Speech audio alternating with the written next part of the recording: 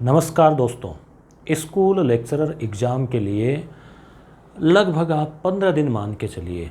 15 दिन आपके हाथ में है, आपके भविष्य को बदलने के लिए, आपके कैरियर को निर्णायक मोड़ देने के लिए। तो ये वीडियो आपको 5 जो उपयोगी मंत्र जो है वो मैं बताने वाला हूँ मेरे अनुभव के आधार पे। तो जिन विद्यार्थियों को मेरी वाणी से मोटिवेशन मिलता है प्रेरणा मिलती है, उन विद्यार्थियों के लिए ये वीडियो उपयोगी होने वाला है। और आप ज़रूर ये वीडियो देखने के बाद में पुनः एक नई ऊर्जा, उमंग, जोश और उत्साह के साथ में आप अपने लक्ष्य में जुट जाओगे। एक मैं पहले से निवेदन कर रहा हूँ कि आप ऐसा कमेंट करके कतई मत पूछना कि एग्ज़ाम आगे जाएगा क्या। वो एक घटना है और कोई घटना कब हो सकती है किसी को कोई पता नहीं है। मुझे इसके बारे में बिल्कुल भी मालूम नहीं है। ठीक है, इतना मालूम है कि आरपीएससी ने तारीख तय कर रखी है, फ़िलहाल उस डेट को एग्ज़ाम जो है वो होंगे। ठीक है, आगे कोई जब तक आरपीएससी नहीं कहें, ऑथेंटिक न्यूज़ नहीं आए, तब तक अपने को इस प्रकार के बातों में जाके अपने जो ध्यान है, आपका जो लक्ष्य के प्रति ध्यान है, उससे 1%, 1 डिग्री भी अगर भटका तो आगे जाकर उसका जो कोण है वो बहुत दूर तक जा सकता है। इसलिए आपको ध्यान रखना है। तो अपन बात आ जाते हैं सीधे कि आपको क्या क्या बातें ध्यान रखनी है। 15 दिन क्यों माने हैं मैंने? इसलिए माने कि 4-5 दिन आपके लिए स्पेयर में रखते हैं, और जिनका पहला पेपर 11 को है उनके लिए तो अब आप दिन कहाँ बचे, 15 मान लो। तो देखो, पहली बात, आपके पास जो बुक्स है, बहुत सारी बुक्स जब एग्ज़ाम आता है या टारगेट शुरू होता है, बहुत बुक्स इकट्ठी होती जाती है और सोचते भी हैं ये भी पढ़ लेंगे, वो भी पढ़ लेंगे, होता है वो नोट्स भी पढ़ लेंगे, वो चीज़ भी देख लेंगे, वो टेस्ट सीरीज़ भी ले लेंगे, होता है। मगर अब आपको उन सब में कटौती कर देनी है। आप अपने टेबल पे सिलेक्टेड बुक्स रखिए, जो छोटी है, जो उपयोगी है, जो बहुत उपयोगी है। यानी अब आपको दूध की बजाय उसका मक्खन जो है वो रखना है। यानी एकदम को जो काम की किताबें वो सामने रखिए, नहीं तो क्या होता है, टेंशन पैदा होती है। तो आपके टेबल के ऊपर सिर्फ और सिर्फ जो एकदम सिलेक्टेड चीज़ है वो ही आपको रखनी है। ठीक है। दूसरी बात, नई चीज़ पढ़ें कि नहीं पढ़ें, ये आपके दिमाग में आएगा। जैसे मान लो कि कोई ख़ास चीज़ आपको हाथ लगी, करंट अफेयर की हो सकती है, विज्ञान का हो सकता है, पॉलिटिकल साइंस का हो सकता है, एजुकेशनल मैनेजमेंट का हो सकता है, या कई स्टूडेंट ऐसे भी हैं जिन्होंने किसी 1-2 टॉपिक को अभी तक देखा नहीं, 1-2 छोटे सब्जेक्ट को। वो आपके सब्जेक्ट का भी हिस्सा हो सकता है, वो फिर आपके जीके का भी हो सकता है। तो आपको देखने से गुरेज नहीं करना है कि 15 दिन में क्या होगा। नहीं दोस्तों, 15 दिन में बहुत कुछ हो सकता है। 15 दिन में आप 10 घंटे रोज़ के हिसाब से 150 घंटे पढ़ सकते हैं। जो विद्यार्थी रोज़ मान लो 4 घंटे पढ़ता है और 4 महीने पढ़ता है, उतना आप 15 दिन में पढ़ सकते हैं। चीज़ तो वही है ना। और ज़्यादा आप ये मत सोचो कि 1 साल से पढ़ रहा है, 2 साल से पढ़ रहा है। अरे भाई, ये जो खोपड़ी है ना, इसमें ज़्यादा ठहरता नहीं है। पुरानी चीज़ भूलते जाते हैं, नई आती जाती है। हाँ, पहले पढ़ा हुआ है तो रिवीजन जल्दी होता है, याद जल्दी होता है, उसका तो हालांकि फ़ायदा है। मगर आपको ये भी नहीं घबराना है कि भाई अब 15 दिन से क्या होना है। बहुत कुछ हो सकता है। आप ये मान के चलो कि आप 1 घंटा कोई टॉपिक पढ़ रहे हैं, एक क्वेश्चन उसमें से कवर होना है। आपने 1 घंटा कोई टॉपिक पढ़ा, मान लीजिए एजुकेशन मैनेजमेंट में आपने BSER पढ़ा, SIRT पढ़ा, या फिर कोई करंट अफेयर में पढ़ा, या हिस्ट्री में कोई पढ़ा, सिंधु घाटी पढ़ा, तो उसमें से एक क्वेश्चन तो आएगा लगभग। तो 150 घंटे में आप 150 क्वेश्चन नए तैयार कर सकते हैं एग्जाम के अकॉर्डिंग। 150 क्वेश्चन का मतलब 150 क्वेश्चन का मैटर आप पढ़ सकते हैं। तो नई चीज़ अगर आपको लग रही है खास, तो आप पढ़ सकते हैं, देख सकते हैं। और आपने सारा कवर कर रखा है तो उसका रिवीजन करना है। तो जो कोई छोटी चीज़ हो ना, छोटी बुकलेट हो, छोटा कोई मैटर हो, उसे आप देख सकते हैं। यहाँ मैं एक चीज़ का जिक्र और करना चाहूँगा। जैसे भारतीय संविधान, हमें ज़्यादा समय तो नहीं मिला क्योंकि टेस्ट सीरीज़ में भी लगे रहते हैं। पहले अपने जो कर्तव्य है अनिवार्य, उनको पूरा करने के बाद विद्यार्थियों के लिए जो मैटर अवेलेबल करवाते हैं, तो उसमें काफ़ी टाइम लग जाता है। इन छोटी छोटी चीज़ों में भी बचा हुआ समय हमारा चला जाता है। तो सहीराम जी बिरड़ा है, पॉलिटिकल के लेक्चरर हैं और अच्छा अनुभव है उनका पॉलिटिकल का। तो फर्स्ट ग्रेड में पॉलिटिकल के जो 5 क्वेश्चन आने हैं, उनके आधे आधे घंटा के 10 वीडियो, यानी कि 5 घंटे की क्लास है टोटल। वो आप पढ़ने के बाद में, ये मैं गारंटी तो नहीं लेता कि 500 क्वेश्चन वहाँ से आ जाएंगे, मगर आपका कॉन्सेप्ट बहुत अच्छे तरीके से क्लियर हो जाएगा और आप 4 क्वेश्चन तो आराम से उन कला सेज से भी जो है एग्ज़ाम में देखने को मिल सकते हैं। तो आप वो ज़रूर ले सकते हैं। यस गुरु एप्लीकेशन पर है, वीडियो के नीचे मैं लिंक उसका लगा दूंगा। तो जैसे ये क्योंकि कुछ के कमेंट्स हैं कि हमारी पॉलिटिकल वीक है। साइंस का तो देखो, साइंस का अभी तो हम कुछ नहीं कर पाए, पिछले वाले में प्ले लिस्ट में आपको मिल जाएगा। 6 से 10 तक की किताबों के पीछे जो क्वेश्चन थे ऑब्जेक्टिव वगैरह, संजीव पासबुक में जो अतिरिक्त क्वेश्चन थे वो सब मैंने लगा रखे हैं, वो क्लासेस आप देख लेना। इस वीडियो के नीचे उनका भी मैं लिंक डाल दूंगा। तो कहने का मतलब 2 घंटे 3 घंटे 4 घंटे की चीज़ आप एक बार में बैठे और निपटा सकते हैं। इसके अलावा भी कोई छोटी चीज़ आपको मैटर मिलता हो तो आप उसको देखने से गुरेज नहीं करें, मगर एक ही चीज़ को 2-2 3-3 4-4 जगह से मत देखना।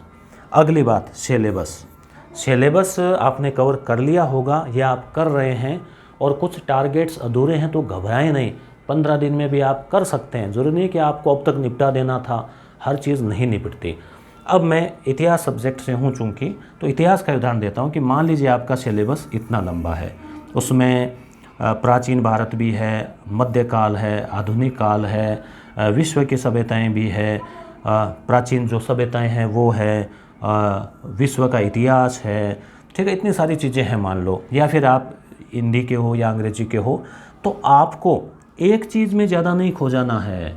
जैसे मान लो कोई ये सोचे कि मैं प्राचीन भारत इतना तैयार कर लूँगा, पप्पू सिंह भी पढ़ लेंगे, आर्य गाइड भी पढ़ लेंगे, केशव श्रीवास्तव भी पढ़ लेंगे, वो नोट्स भी पढ़ लेंगे कि प्राचीन भारत से एक भी प्रश्न गलत नहीं होने दूंगा जो 30 पूछेंगे। तो दोस्तों ऐसा संभव नहीं है, कंपटीशन एग्ज़ाम है, एक आधा तो वहाँ ऐसे ही गलत हो जाता है कई बार, लापरवाही में पढ़ने में, वो कन्फ्यूज़न के लिए तो ऑप्शन देते हैं।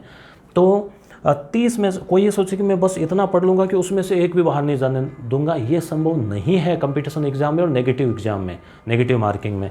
तो इसलिए 2-4 क्वेश्चन तो ऐसे पूछ लेते हैं कि आप सोचेंगे यार ये आए कहाँ से। तो आप किसी एक टॉपिक में इतना गहराई से नहीं डूबें कि बाकी को आप छोड़ दो या उसको आप ध्यान नहीं दो।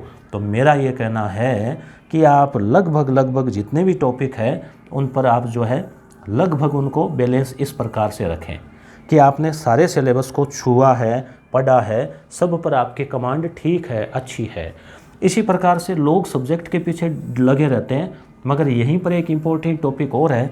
सब्जेक्ट के क्वेश्चन आएंगे आपके 120 और 30 क्वेश्चन आएंगे आपके साइको के, यानी ये केवल साइको उतनी महत्वपूर्ण है जितना कि प्राचीन भारत या मध्यकाल या विश्व का या आधुनिक। समझ गए आप? तो 30 क्वेश्चन आने हैं साइको के, तो इस पर भी आप ध्यान देना। कैसे ध्यान देंगे? एक तो आपने गाइड पढ़ ली होगी, वही साइको आपके 50% से 70% हर एग्ज़ाम में, जीट, first grade, second grade, third grade सब में काम आती है। कॉमन जो फैक्ट वैक्ट है वो तो आपने इसके आए हुए ओल्ड क्वेश्चन पढ़ लिए होंगे, क्योंकि हर गाइड वालों ने दे रखे हैं, क्योंकि सबको उसका महत्व पता है कि 1000-1500 क्वेश्चन वो इम्पोर्टेंट है।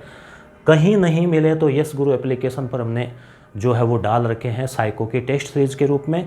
हमने जो फर्स्ट ग्रेड के लिए टेस्ट सीरीज है उसमें 35 पेपर तो है जीके के और 25 पेपर है साइको के, जिसमें शुरू के 8 पेपर ओल्ड क्वेश्चंस में से और बाकी मॉडल क्वेश्चन। तो 25 × 30 के बनाए, यानी 750 ये साइकोलॉजी के क्वेश्चन है हमारी तरफ से। संजय पाल सर ने बहुत हार्ड वर्क करके, परिश्रम करके तैयार किए हैं, ज़रूर आपके लिए उपयोगी साबित होंगे। अब देखो समय नहीं है, पहले से मैटर बहुत पड़ा, तो आप टेंशन मत लेना कि गुरुजी वाले पढ़ें तभी हो, ऐसा नहीं है। आपको लग रहा है कि आपके पास समय है, आपको लग रहा है कि आपने और कोई चीज़ नहीं पढ़ी है या और पढ़ ली है, अब समय है, आप पढ़ना चाहते हैं कि भी रोज़ आधी घंटा दें, तो आप वो ले सकते हैं, ठीक है। और 35 टेस्ट जीके के हैं, इसमें भी आपको एजुकेशन मैनेजमेंट के हैं, करंट अफेयर के हैं, वगैरह वगैरह। आप सोचेंगे कि गुरुजी अपना प्रचार तो नहीं कर रहे हैं। देखो बिल्कुल बताए बगैर पता कैसे चलेगा? हमने जो मेहनत की है वो आप तक पहुंचेगी नहीं तो फिर जो है वो आपके काम कैसे आएगी? तो इसलिए तो सिलेबस को मेन बात क्या है कि आप बराबर वेटेज जितना जिसका है ना वो ध्यान दें। अब केवल सब्जेक्ट के लगे हो, जीके में भी जो कई पार्ट है उसमें यहाँ ये ज़रूर हो सकता है कि जो पल्ले ही नहीं पड़े, जैसे मान लो किसी के गणित पल्ले ही नहीं पड़ रही, गणित का बार बार नाम आर्ट की वजह से ले रहा हूँ, गणित वालों के लिए हो सकता है कोई एक ऐसा सब्जेक्ट हो जो पहले नहीं पढ़ रहा हो, तो वहाँ आप उसको थोड़ा वीक या उसको कम कर सकते हो, मगर पूरी तरह से छोड़ने के लिए थोड़ा सा रिस्क रहता है। रिवीजन, अब आपको रिवीजन करना है दोस्तों, जो पढ़ रखा है उसका, ये नहीं कि नया पढ़े और नया पढ़े और नया पढ़े, नहीं, जो पढ़ रखा है अगर उसका रिवीजन नहीं किया तो 50% तो गया। फिर कन्फ्यूज़न ऑप्शन आएंगे 2 ऐसे 4 में से जहां आप अटक जाओगे, तो वो जो कन्फ्यूज़न दूर होता है ना, वो होता है रिवीजन से। तो कोशिश करें कि आप रिवीजन अभी करें, एग्ज़ाम से पहले दिन भी करें, एग्ज़ाम वाले दिन भी मेन चीज़ें रिवीजन करने का प्रयास करें। तो रिवीजन पर क्या रिवीजन हो सकता है, पूरी इतनी मोटी किताब है नहीं पढ़ी जा सकती, उसको अंडरलाइन कर रखा है, वो ये काम आएगा। अब कईयों की आदत ऐसी होती है कि किताब नई की नई पढ़ी रहती है, कहीं पेन का बिंदु ही नहीं लगाते। अब पता नहीं वो किस प्रकार से पढ़ते हैं, अपनी अपनी आदत होगी, मगर कुछ भी हो रिवीजन के लिए फिर अंडरलाइन हाईलाइट चीज़ें काम आती है। आपके नोट्स है या फिर आपने कुछ जो भी तय कर रखा है वो देखें। मुख्य बातें ज़्यादा गहराई में जाने के बजाय मेन बेसिक बातों को ज़रूर रिवीजन करना, क्योंकि बेसिक चीज़ें 1857 की क्रांति की शुरुआत कब हुई, कहाँ से हुई, राजस्थान में कहाँ से हुई, बेसिक चीज़ें भी कई बार हम गलत कर जाते हैं, क्योंकि उनका हम रिवीजन करते हैं कि इनको छोड़ो, इनका तो क्या है। तो वहाँ पर भी मुख्य बातों को भी थोड़ा ध्यान रखना है। अचानक अगर पूछ लें भारत का राष्ट्रीय पशु, राष्ट्रीय पुष्प, राष्ट्रीय मिठाई, तो भी कई बार हम कंफ्यूज हो जाते हैं, क्योंकि इतना गहराई में जाते हैं कि बेसिक चीज़ों को हम एक बार के लिए नेगलेक्ट ही कर देते हैं। तो मेरा करने का मतलब है मूल बातें, मोटी बातों को भी नज़र डालनी है, और गहराई में तो देखो पढ़ना है, क्योंकि कंपटीशन है। अब है फुल टाइम स्टडी। अब देखो 5वां जो मंत्र है मेरी ओर से वो है फुल टाइम स्टडी। अब मैं कतई नहीं कहूँगा कि 6 घंटे 7 घंटे, अब घंटे कुछ नहीं देखने। अब आराम से अच्छा खाना खाओ, हल्का फुल्का, ताकि स्वास्थ्य का ध्यान रखो, स्वास्थ्य खराब ना हो। और नींद आती है तो नींद ले लो, मगर जैसे दिन में अगर आप फुल पढ़ रहे हैं तो घंटा 2 घंटा दिन में भी सो सकते हैं। रात्रि में, दिन में सो ली तो रात्रि में थोड़ा लेट तक पढ़ लो, 12 बजे तक पढ़ लो, 1 तक पढ़ लो, 11 तक पढ़ लो, जो आपका सुइटेबल है ना वो। फिर सुबह भी जल्दी उठ जाओ, दिन में सो लिए हैं तो फिर सुबह भी उठ जाओ, और फिर दिन में नहीं सोते हैं तो रात्रि में जल्दी सो के सुबह जल्दी उठ जाओ। जो जैसा भी आपका शेड्यूल आपकी बॉडी के अनुसार, आपके स्ट्रक्चर के अनुसार, यानी आप अपने बारे में सोचिए कि अतीत में पहले टाइम या कल या महीना भर पहले जब कभी भी आपने अपना बेस्ट दिया है स्टडी के लिए, कभी ना कभी तो आपने बेस्ट दिया ही है, तो उस समय आपका क्या शेड्यूल था उसको आप फॉलो कर लीजिए, या जो आपके लिए सूटेबल हो आपके माहौल के अनुसार। मगर देखो, नींद से कभी भी पढ़ाई ख़राब नहीं होती। पढ़ाई ख़राब होती है फालतू की चीज़ों से, फालतू की बातों से, फालतू के काम से, तो उनसे आप बचने का प्रयास करें। कई बार नए चाहते हुए भी कोई घटनाएं हो जाती है, छोटी मोटी हो जाती है। मुझे याद आ रहा है कि जब मेरा एग्ज़ाम था स्कूल लेक्चरर का 2015 वाली भर्ती में, 16 में था शायद, तो इतिहास वाले पेपर से पहले दिन कंटिन्यू था, पहले जीके का फिर अगले इतिहास ऐसे कुछ था। तो मैं पढ़ के ऊपर रूम में पढ़ के नीचे गया चौक में, तो बच्चे, एक लड़का एक लड़की है, तो बच्चे खेल रहे थे। मैं सोचा थोड़ा अपन भी मनोरंजन कर लेते हैं, तो वो आंखों के पट्टी बांध के ऐसे खेल रहे थे। तो बच्ची है, बेटी है, गुड़िया, वो उस समय लगभग 7-8 साल की होगी, तो आंखों के पट्टी बांध के और पापा को और भैया को ढूंढ रही थी। इतने में वो कमरे के जाने के बजाय कमरे की दीवार के कोने से टकराई, तो यहाँ उसके चोट आ गई, खून बहने लगा। अब मेरी पढ़ाई डिस्टर्ब हुई, मुझे बार बार अफसोस हुआ कि काश मैं नीचे नहीं जाता, ये खेल नहीं खेलता इनके साथ में, तो इसके तकलीफ़ नहीं होती। और फिर वो चीज़ एग्ज़ाम में भी अफसोस दिलाती रही कि काश उसके से, हालांकि ज़्यादा चोट नहीं आई, कोई घातक नहीं आई, मगर तकलीफ़ तो हो ही गई ना। तो ये चीज़ें क्या होती है, ये बातें ऐसी होती है, घटनाएं, कि उनका अपन सोचते नहीं है पर हो जाती है। वहाँ भी आपको मैनेज करके चलना है, क्योंकि कैरियर का सवाल है। बात जो हो गई सो हो गई, बार बार उसको याद करने से कुछ नहीं होगा, परंतु आ ही जाती है चीज़ें, याद आ ही जाती है। अभी भी मुझे याद है वो बात। तो ये क्यों बताए कि ऐसी घटनाएं, यहाँ बहुत सारे विद्यार्थी, हज़ारों विद्यार्थी, लाखों विद्यार्थी हैं, सबका जीवन की अलग अलग परिस्थितियाँ हैं। उन परिस्थितियों को आपको मैनेज करते हुए जो है आपको अपने कैरियर पर फोकस रहना है। ये तो चीज़ है, किसी के लिए बहुत अनुकूल है मगर किसी के लिए बहुत प्रतिकूल है। फिर भी लक्ष्य हासिल करने वाले प्रतिकूल परिस्थितियों में भी कर लेते हैं।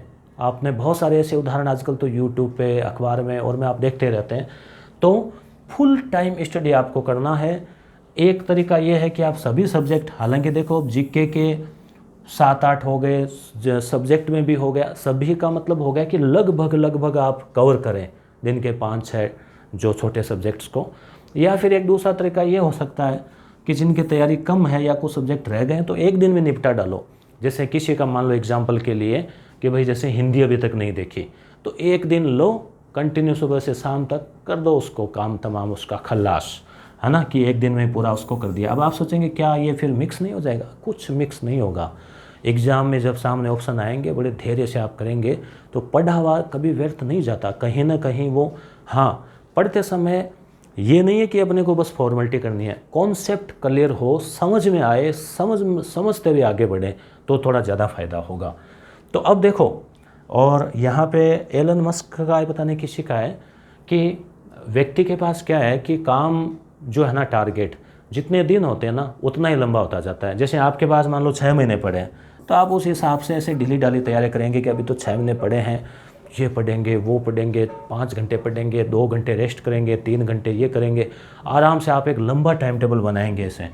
अब जब आपके पास दिन ही 15 है ना, तो फिर आपके दिमाग में बैठ जाता है कि भाई दिन 15 है, जितना हो सकता है, तो अपने आप स्पीड भी आ जाती है, याद भी रहने लगता है, टाइम भी निकल जाता है। टाइम निकालने का एक तरीका है कि बाकी सब चीज़ों पे आप क्रॉस लगा दो। कोई भी काम, बाजार जाना नहीं, वहाँ जाना नहीं, ये काम नहीं, फ़ोन इसके बात करनी नहीं, एग्ज़ाम बाद, मतलब जब आप सारे काम आप कर ही नहीं रहे हैं तो आप रह गए फ्री। अब उस फ्री टाइम को लगा दो उसमें स्टडी में।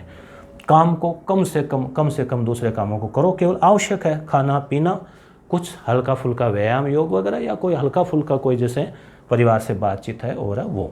तो पूरा ध्यान स्टडी पे रहना है, चिंतन मनन, आपके दिमाग में जैसे तथ्य चलने चाहिए।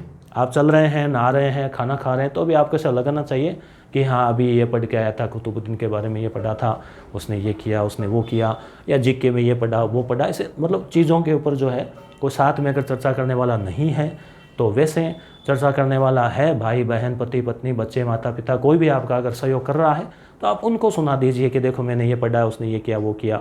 उनसे कह दीजिए लो 2-4 पूछ लो यार सवाल, इस किताब में से मैंने भी पढ़ा है। तो इससे क्या वो माहौल बना रहता है, और माहौल जो है ना, वातावरण, वही तो मनुष्य का जो है वो उसको उसके लक्ष्य के अनुसार उसको ढालता है। तो दोस्तों ये 5 चीज़ें थी, तो इनको आप ज़रूर ध्यान रखना। कोई सा भी एग्ज़ाम हो, विशेष रूप से जो 15 दिन बाद फर्स्ट ग्रेड एग्ज़ाम है, उसके लिए आपको ढेर सारी शुभकामनाएं। धैर्य रखना है, मेहनत करने वाले ज़रूर कामयाब होते हैं।